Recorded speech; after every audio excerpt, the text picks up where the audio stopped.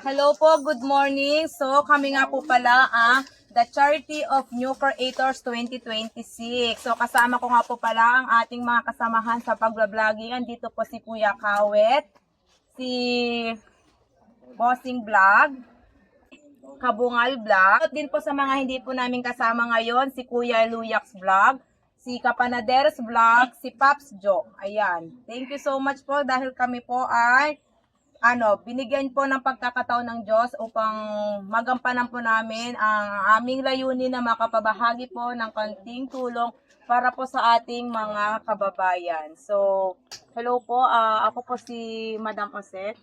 Ano pong pangalan nila? RJ Salazar. Ikaw ate? Charish Solis. So, magkaano kayo? Kapatid sa mother side. Mother side, Alcantara? Ano ka? Salazar. Salazar, ikaw? Solis. Bakit magkaiba? May iba po kasi yung tatay niya. Magkaiba yung tatay. So, kaya, ilang kayong magkakapatid? Apat.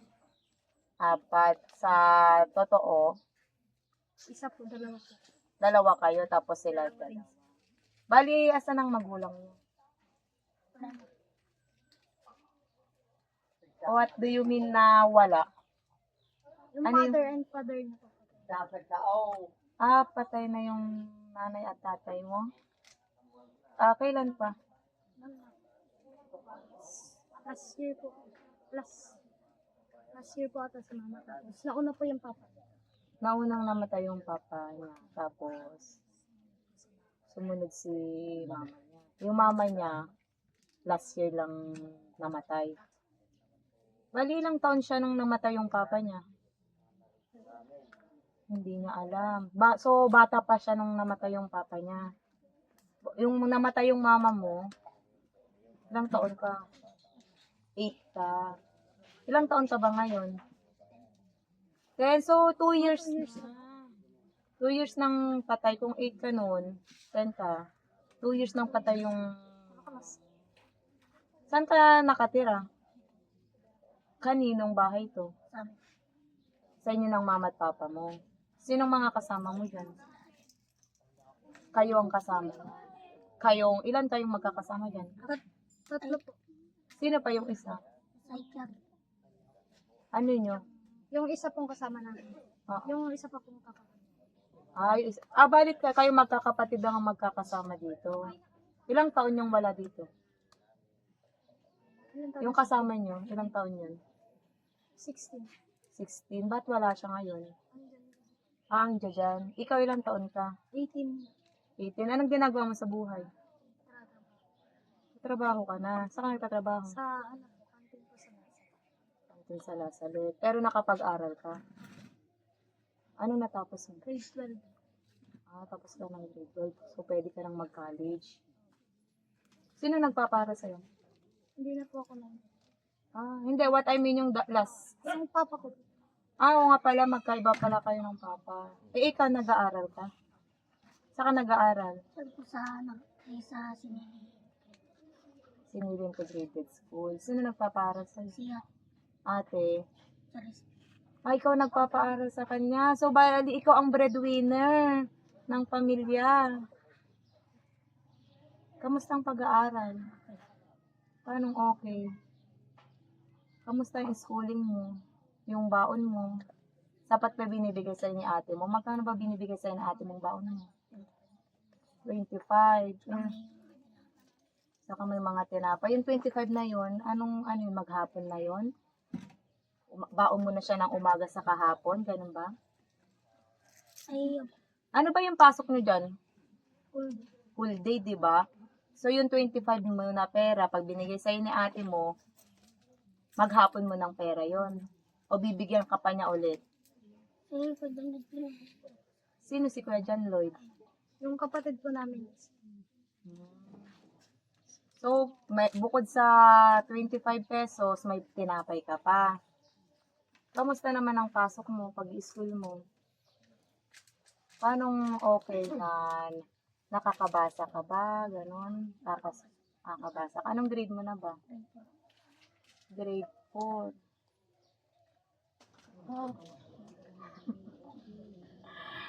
Grade 4 ka kasing edad mo yung anak ko. 10 din siya. Tawag natin. Iiyak ako. Wait lang. Anong tawag nito? About naman dito sa sa school mo. Di, paano ka pumapasok dyan? Nilalakad mo, binibisikleta, hinahatid, malayo ba? Malapit. Dito rin ba yon? Hindi, dito rin yung school mo. Dito rin siya. Kamusta naman yung, yung buhay mo dito sa loob ng bahay niyo na walang mama at papa?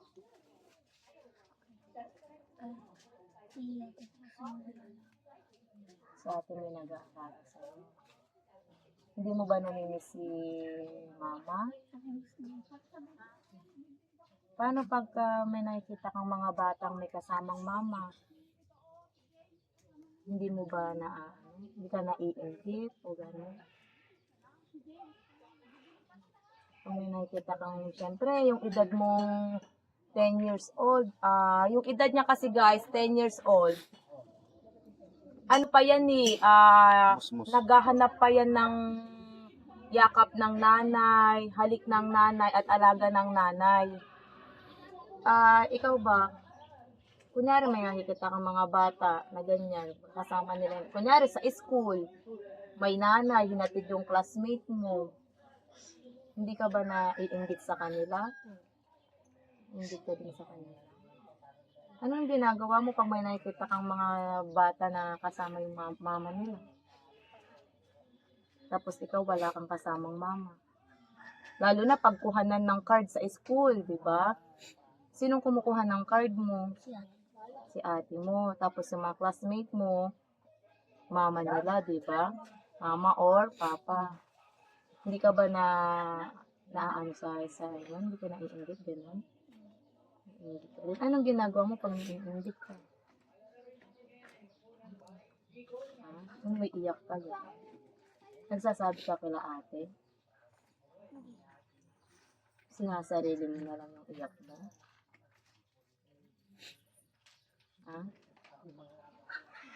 Kasi ang bata mo pa, 10 years old, talagang naghahanap pa ng mama yan. So, sino ang nag-aano sa inyo dyan? Nagiging mama, ikaw. Sino ang nagluluto ng pagkain mo? Sila. Sinong sila?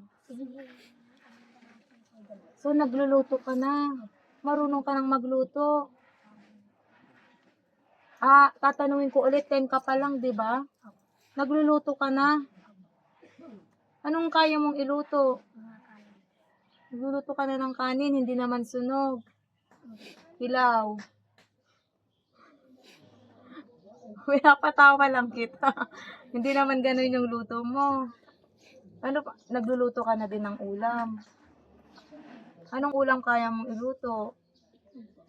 Anong itlog? Sinigang na itlog? Ay, piniritong itlog. Na-testing mo nang magluto ng sinigang na itlog? Ala, favorite ko yun. Alam mo yun, yung sinigang na itlog? Favorite ko yun. Minsan try mo magluto ng sinigang na itlog. Saan ka nagluluto dito? Anong nilutoan mo? Di ganon. Pipitik. Shalane? Kahoy ang lutuan nyo. Kahoy ang lutuan niya. So, bago ka magluto, mag-aano ka pa ng kahoy, magsisibak ka pa. Ikaw din ang nagsisibak. Ikaw na magsisibak, ikaw pa magluluto. Sino naman nag-aano sa inyo, naghuhugas ng plato? Ikaw din. Paano pag inaantok ka na, sinong maglalatag ng higaan mo? Ikaw din. So, talagang, ano na pangalan mo? Si RJ ay isang independent na bata. Kaya niya na lahat sa edad pong 10 years old. Kaya niyang magluto, kaya niyang magluto ng kanin, ng ulam.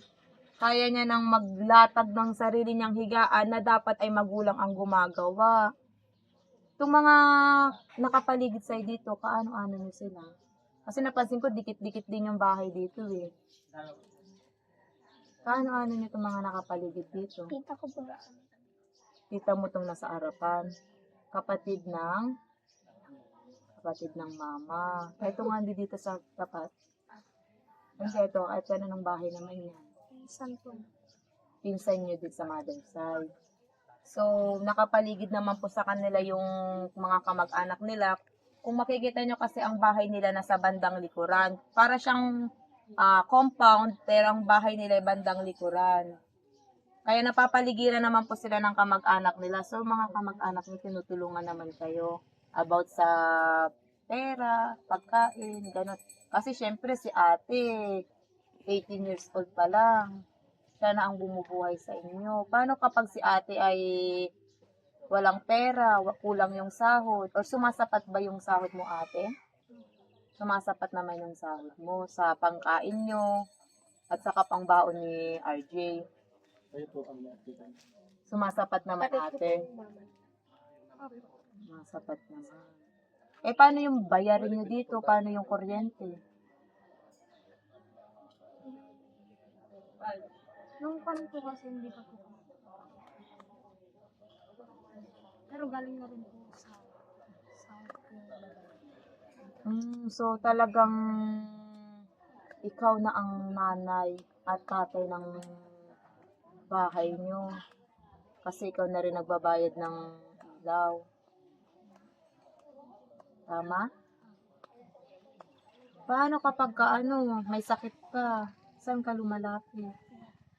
Kay ate, niyayakap ka ba ni ate pag may sakit ka? Pakita nga yakap ni ate pag may sakit. Sige na, tingnan ko yakap ni ate pag may sakit ka.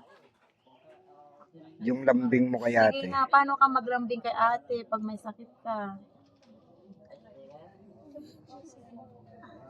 Sige na, pakita mo sa amin kung paano ka. Akapin mo naman yung ate. Akapin mo na si ate. Sige na, akapin mo na si ate mo Nakap mo na si ate. Pakita mo yung pagmamahal kay Pakita ate. mo yung pagmamahal mo kay ate. Anong gusto mong sabihin kay ate? Kasi siya yung parang mama mo na. Kasi 'di ba sabi mo pag may sakit ka, si ate yung nag-aalaga sa'yo. Yung pag sa school mo, si ate yung nagbibigay sa'yo ng baon. Anong gusto mong sabihin kay ate mo? Thank you ka kay ate. Huwag ka naman inaaway mo si ate. Ayun ka, upo kang mabuti. Tanong ko lang ha, bukod sa nabibigay sa'yo ni ate, sapat man o hindi, may mga gusto ka bang, may mga gusto ka ba sa sa'yo? May mga feeling ka ba na gusto mong makuha? May pangarap ka, anong pangarap mo sa buhay pag lumaki ka na? Hindi mo pa alam kung ano. Kasi 10 pa lang siya, guys. So, hindi pa niya maisip talaga yung mga, di ba, pag mostly sa atin, pag tinatanong anong pangarap mo, gusto kong maging pulis, sundalo. Bali si RJ, dahil nga namulat siya sa gantong, kabata na walang magulang, hindi niya pa maisip kung ano yung pangarap niya. Hindi niya pa maisip kung gusto niya bang magpulis or gusto niyang magsundalo. Kasi mostly sa mga bata, lalo na kapag lalaki, kapag tinanong mo anong pangarap mo, gusto talaga nila pulis at sundalo. Pero dahil si RJ po ay lumaki na ganito, walang magulang, so hindi pumapasok sa isip niya ang mangarap niya. Dahil ang pumapasok pa lang sa isip niya yung nangyayari sa buhay nila ngayon. Tama? Pero ikaw ngayon na bata ka pa kasi sobra, 10 pa lang eh. Ano ang kailangan mo sa buhay? Anong gusto mo na pwede namin ibigay sa'yo? Anong mga gusto mo na sa tingin mo ay pag binigay namin sa'yo ay mapapasaya ka namin? Ano pong mga kailangan mo na sa tingin mo, pag binigay namin ay mapapasaya ka namin? Anong pagkain ba ang gusto mo?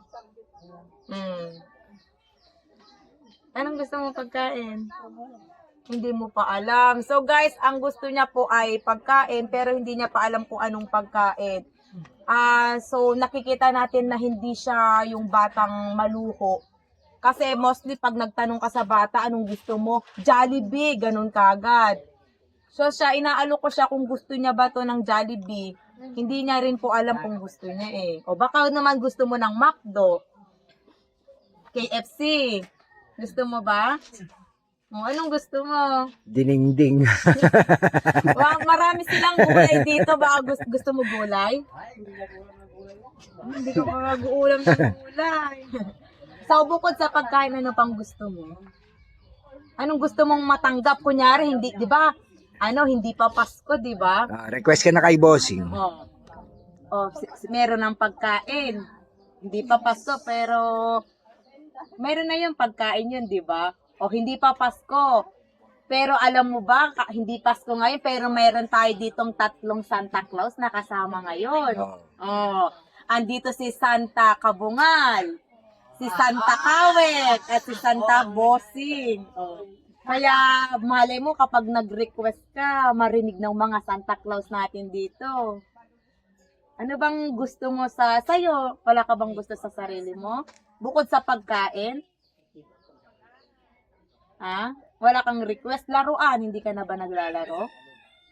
Guys, hindi na siya naglalaro. Ayaw mo na ng baril-barilan? Pera. Robot. Pera, gusto mo? Sasakyan. Ayaw mo na ng... Guys, yung 10 years old na bata, ayaw nang maglaro. Hindi ka na naglalaro? Hindi ka na naglalaro? Hindi ka na naglalaro. 10 years old na naglalaro. Wala na. Wala na guys sa kanya yung salitang laro. So ayaw mo ng mga robot, sasakyan, ganun. Anong gusto mo? Yung sa tingin mo pag binigay namin talagang masisihan ka. Kasi yung pagkain, mabibigay namin yan. Kaya namin, ayan na, meron kasi kami dala ngayon guys. So, bukod sa pagkain, kasi yung pagkain may share mo sa pamilya mo, kay ate, saka kay kuya. Yung para sa sarili mo, anong gusto mo para sa sarili mo? Ala guys, ang request niya talaga bigas. Pagkain bigas, dun lang umiikot. Pera, ayaw mo? Pera. Gusto pera. Pera. Sapatos, damit, pantalon. Gusto mo? Gamit saan? Gamit sa school, guys. Ayan, nananawagan ako sa inyo. Si RJ po, gusto niya po ng gamit sa school. Something, lalo na malapit na pong mag-closing. So, pagpasukan, baka may gusto pong mag-sponsor sa inyo ng bag, uniform, shoes, and something na ginagamit sa school. Baka gusto niyo po, kontakin niyo lamang po kami para po maipibigay po namin kay RJ. Gusto mo yon? Sapatos. Anong size tong paa mo? 35? Ano ko nga? Para sila ng size ng, para lang sila ng paa ng ano. Lagyan mo ng allowance na lang. Diyan na lang. So, pagbalik namin dito, parehas kayo ng sapatos ng anak ko. Gusto mo yan? Sponsoran ko po siya ng sapatos kasi ka-size na lang ng paa yung anak ko. Bali sa pasukan, may sapatos ka na sa akin. Parehas kayo ng sapatos ng anak ko kasi siya. Gusto bang akin ka na lang? Gusto mo? Uwi na kita.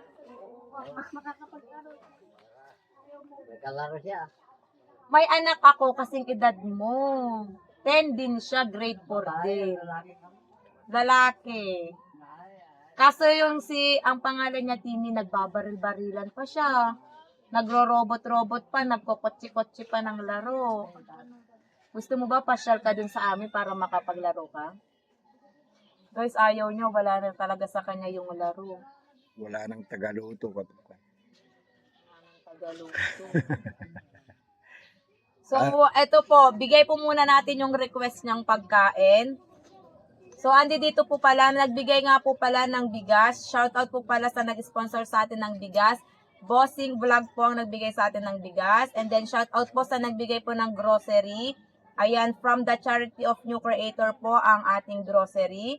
And meron din pong nagbigay dito ng Pansit Kabagan, galing naman po kay GBA, ayan, Fresh Mickey Kabagan, na magtatagpuan lang po sa palengke kay Sir Glenn. So, thank you so much po sa aming mga sponsor, na yung wish na pong pagkain ay meron naman po dito, kaya yung pagkain niya ay wish granted. So, yun na lang po, hintayin po namin kung sino po mag-sponsor ng gamit niya po para sa pasukan. Tama? Sama ka sa amin? May bibigay pa Sama ka sa amin. para sa ano, galing sa akin. Oh, yan o. Galing kay Santa Claus. Tapos ayun pa. Doon pa iba. Ano nga po yan? Kapit mo nga sa akin. Yan sa grupo. Sa grupo. Ito galing sa grupo ng The Charity of New Creator. Ito naman po galing sa mga sponsor po namin. Ayan. So, ate, ikaw na lang ate ang magsalita. Anong masasabi mo? Thank you po sa mga nagbigay. Ikaw, anong masasabi? Lakasan mo. Thank you po sa mga nagbigay ng mga pagkain po dito sa mga. Sabihin mo, sana po kamo. Tutulungan kita. Lakasan mo ba? Sana po kamo. Ba yun? Tutulungan kita kamo. Doon, harap ka sa Tingnan ka sa camera. Sige na, sana po kamo. Sige na. Mahiyaing bata. Ayan, sana po yung wish niya po ay ating matupad sa ating pagbabalik dito.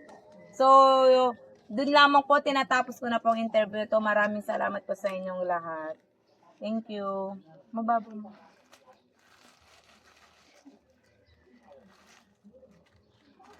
Ay, grabe din. Ang ano niya, ang bata. Gusto ko umiyak kasi 10 pa lang siya. Alam mo, anak, 10 pa lang pa. Cut mo na. Ang mga cut nito, to. Gusto mo bang mag